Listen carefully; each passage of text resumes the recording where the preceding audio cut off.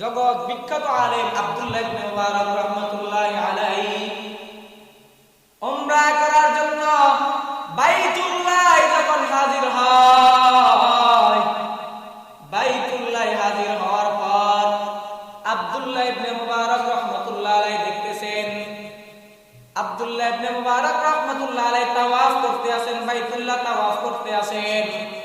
প্রতিমধ্যে তাকাইয়া দেখে একজন যুবক মাথার ভিতরে একটা খাঁচা নিয়া, খাঁচার উপরে একটা পাতলা খাতা দিয়া, মাথার ভিতরে খাঁচাটা নিয়া তাওয়াফ করতে আছে, বাইতুল্লাহ তাওয়াফ করতে আছে। আব্দুল্লাহ ইবনে মুবারক রাহমাতুল্লাহি আলাইহি ডাক দিয়া বলেন, বাইতুল্লাহর চত্বরে যদি কারো এক বস্তা স্বর্ণ পড়ে থাকে কেউ ধরবে না। বাইতুল্লাহর চত্বরে যদি এক বস্তা স্বর্ণ পড়ে থাকে ধরবে না। আর এই খাঁচাওয়ালা খাঁচার ভিতরে কি এত দামি জিনিস নিয়ে তাওয়াফ করতে আছেন। এবার আব্দুল্লাহ ইবনে মুবারক রাহমাতুল্লাহি আলাইহি বলেন, ওই যুবকেরও 7টা চক্কর তখন শেষ হলো। এবার তাওয়াফ শেষে 2 রাকাত নামাজ পড়ে, তাওয়াফ শেষে 2 রাকাত নামাজ পড়ে।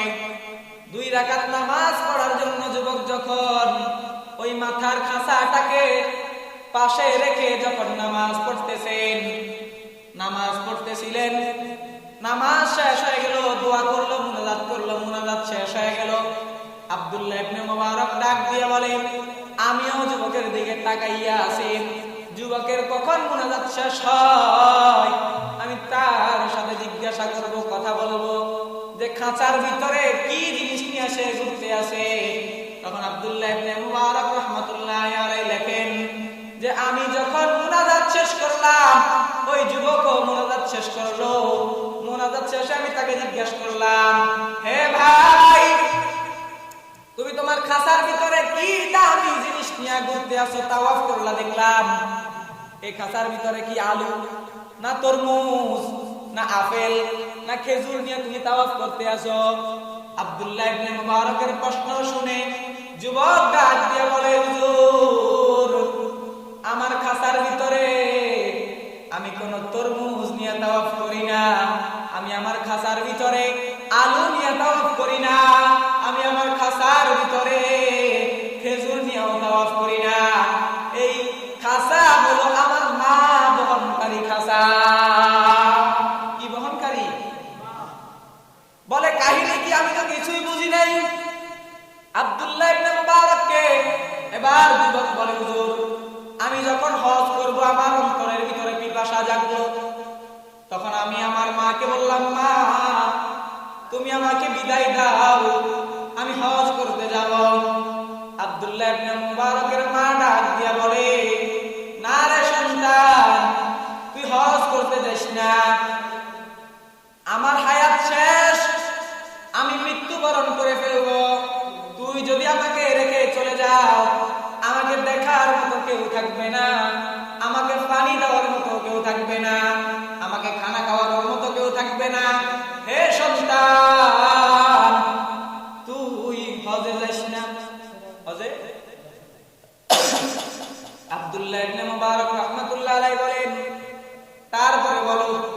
তখন আমি আমার মাকে বললাম, মা, আমি তো বিশাল পাসপোর্ট সব কিছু রেজিস্ট্রি করে ফেলছি, আমি তো সব কিছু দিয়া ফেলছি, কথাও বলে ফেলছি, আমি তো হজে যাইতে হবে মা, আমি হজে যাইতে হবে।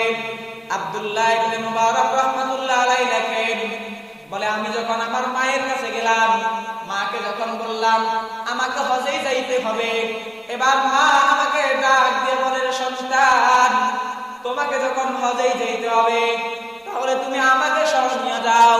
কিভাবে নিবা? বলে আমার মা আমাকে বলল যে আমি তো এই ইরাকের জমিন থেকে ১৫০০ কিলোমিটার দূরে বাইতুল্লাহ, বাইতুল্লাহ আমি হাইটা হাইটা যাব, কিভাবে নিব? তোমাকে কিভাবে নিব? তুমি তো হাঁটতে পারো না।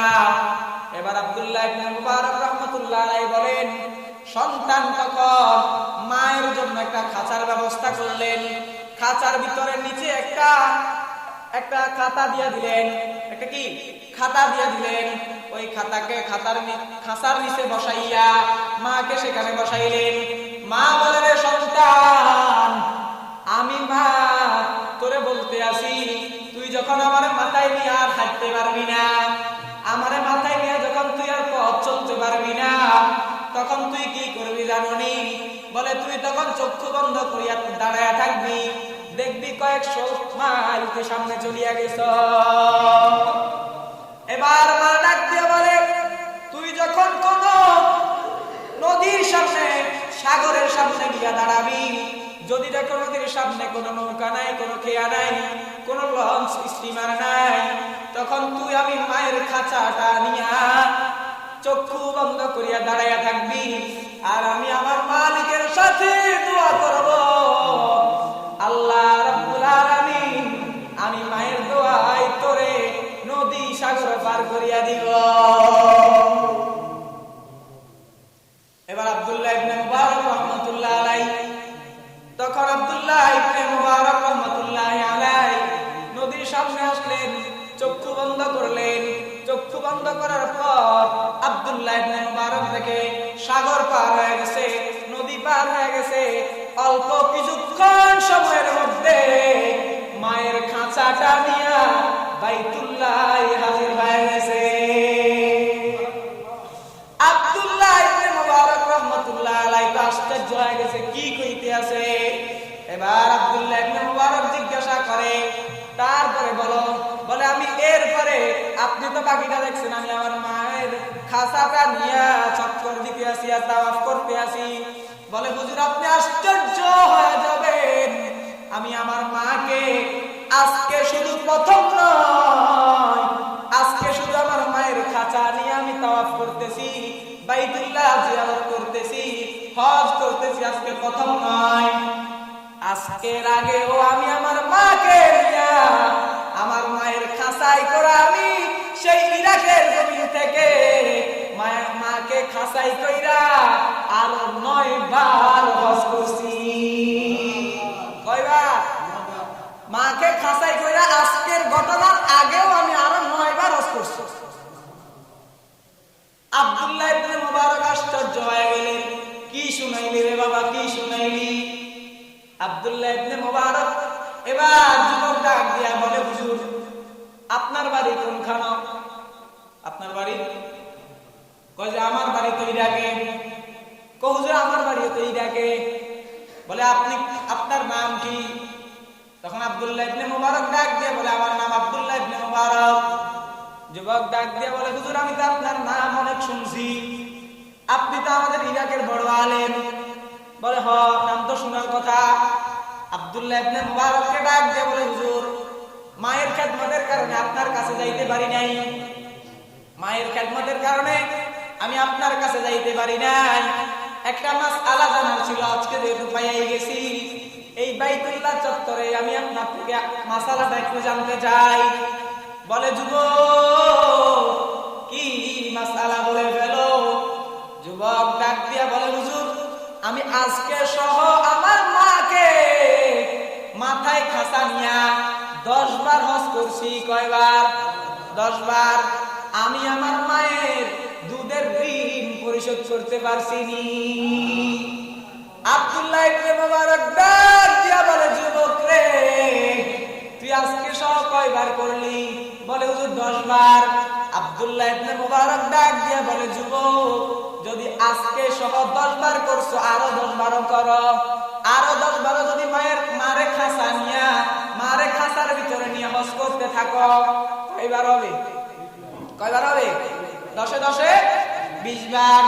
বলে, যদি মাকে খাঁচায় নিয়ে আরো 10 বার হজ করো, তবে কতটুকু ঋণ পরিশোধ করতে পারবা জানোনি? বলে, যেদিন তুই তোর মায়ের গর্ভ থেকে ভূমিষ্ঠ হইছ, সেদিন যে মা তার স্তনের দুধ গুলা তোমার মুখে তুলিয়া দিছিল, শাল দুধ। কয় শাল দুধ? কি দুধ? শাল দুধ।